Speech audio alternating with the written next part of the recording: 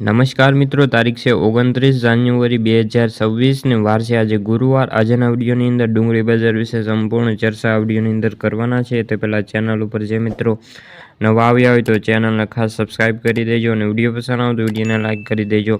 તો મિત્રો, ડુંગળીમાં વધતી આવક વચ્ચે ભાવમાં 10થી લઈને 20 રૂપિયાનો ઘટાડો જોવા મળ્યો છે। ડુંગળી બજારમાં બહુ મોટી મંદી થાય તેવા અત્યારે સંભાવનાઓ ઓછી જણાઈ રહી છે। ખાસ કરીને ડુંગળી બજારમાં વધતી આવક વચ્ચે ભાવમાં 10થી 20 રૂપિયાનો ઘટાડો જોવા મળ્યો છે। ખાસ કરીને મહુવામાં આજે સારી જે ક્વોલિટી ડુંગળી છે તેમાં 75થી લઈને 80,000 કટારની લાલ અને સફેદની આવકોના વેપારો જોવા મળ્યા છે। મહુવાની અંદર આવકો હવે એક સપ્તાહની અંદર 2 કે 3 વાર ખોલવામાં આવે છે અને આજે આવકો બંધ હતી અને હવેથી નવી આવકો ગુરુવારથી એટલે મહુવામાં ખોલવામાં આવશે।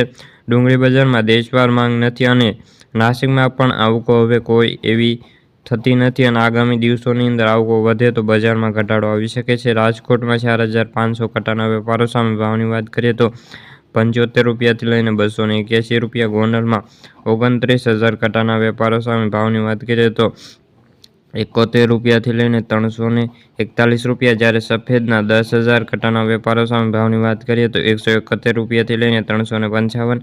એવરેજ ભાવની વાત કરીએ તો 256 રૂપિયાથી લઈને જોવા મળ્યા છે અને મહુવાની અંદર લાલ ડુંગળીના 42,000 કટાના વેપારો સામે ભાવની વાત કરીએ તો 103 રૂપિયાથી લઈને 351 રૂપિયા જોવા મળ્યા છે।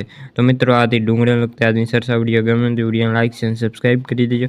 ફરી મળીશું બીજા વિડીયો સાથે, જ્યાં સુધી બધા મિત્રોને જય જવાન જય કિસાન।